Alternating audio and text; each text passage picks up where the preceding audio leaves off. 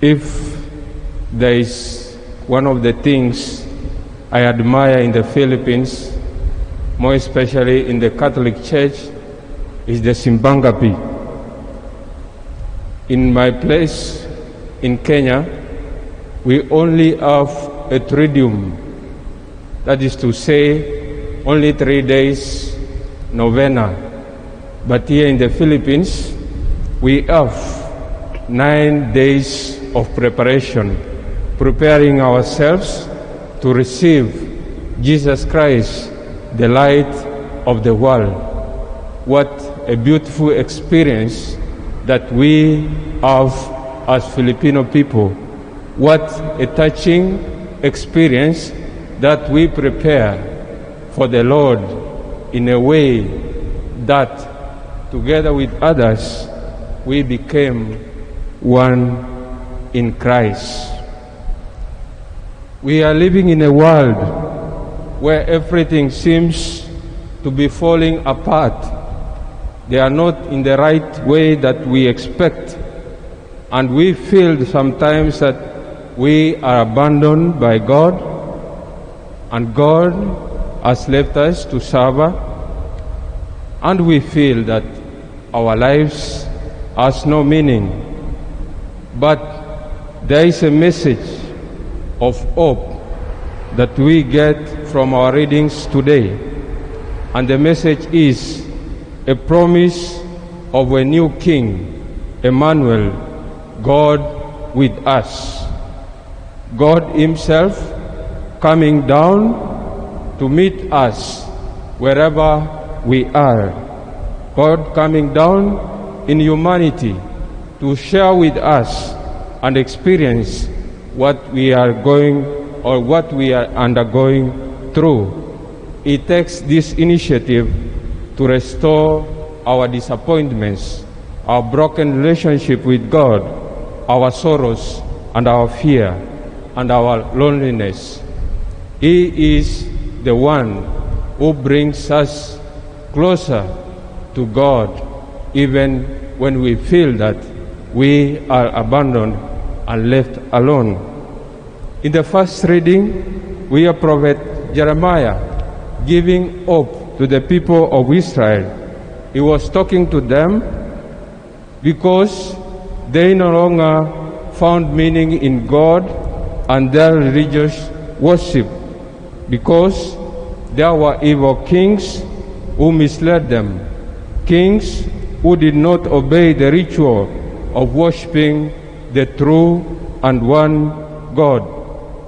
After his oracle in chapter 22, verses 10 to 30, he gave the message of hope that we heard from our first reading. And the message is that God was going to raise a new king from the house of David, a king who will lead the people in wisdom, justice, and righteousness. In the gospel, we heard Joseph being in a state of confusion. How can Mary, our beloved wife-to-be, be pregnant? How comes that they had not come together, but she was found to be pregnant of the Holy Spirit, and secretly he wanted to divorce her. He never wanted to shame Mary publicly, but he wanted to do it in a secret. These things speaks the reality of our lives as Christians today, that we encounter such things. Who among you, men, you are engaged with a lady, and then you find that the lady is pregnant of someone else? Will you still get married with that lady? If you realize that the person you are engaged with, he or she has lapses, he or she had some difficulties or problems in life, will you still make a step of getting married or entering into a covenant with such a person? Will you take someone who is pregnant of another man? Will you take someone who is having children with another man? Will you love such children as you could your own children? Kaya mo ba mag-asawa sa ibang tao na hindi mo mahal?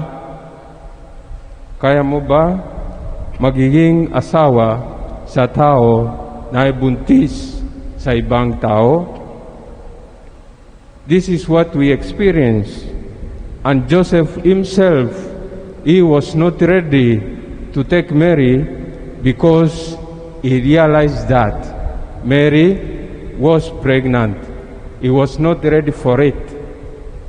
Therefore, my brothers and sisters, we allow ourselves to listen to the voice of the Lord, as Joseph did when the angel of the Lord appeared to him and told him, "Do not be afraid to take Mary as your wife, because the child she is carrying is conceived by the Holy Spirit." We learn two characteristics of Joseph as a man. The first one is listening, and the second one is obedience to the command of God. Let us examine our lives in our families if these two characteristics they live in us: silence and obedience, listening to the voice of the Lord. How many times do we listen to our children? How many times, or how long, or in which way do we listen to our family members, to our husbands, our wife, our children, and those who help us to work in our homes? Listening and obedience are very essential in our Christian life. When we listen, it's not only by hearing by our ears, but we allow it to flow into our hearts so that the voice of the Lord can be heard and expressed in our hearts. Obedience is another way of obeying the Lord. Not only the Lord, but all kinds of people. For us, the SVDs, we take the vow of obedience.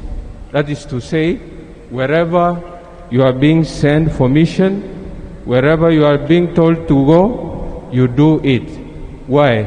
Because through the experience, there lies the voice of the Lord.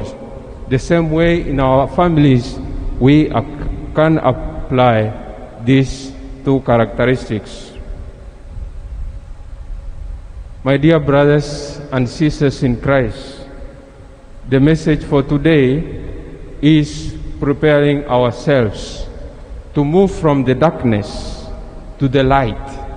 The light is Jesus, the one whom we are waiting for to be born in our hearts soon.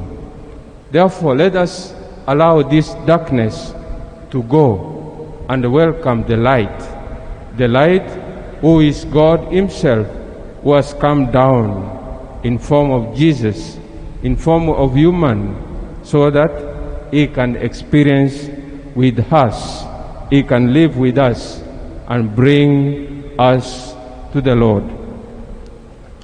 Let us allow this Spirit of light, Jesus Christ, Emmanuel, God with us.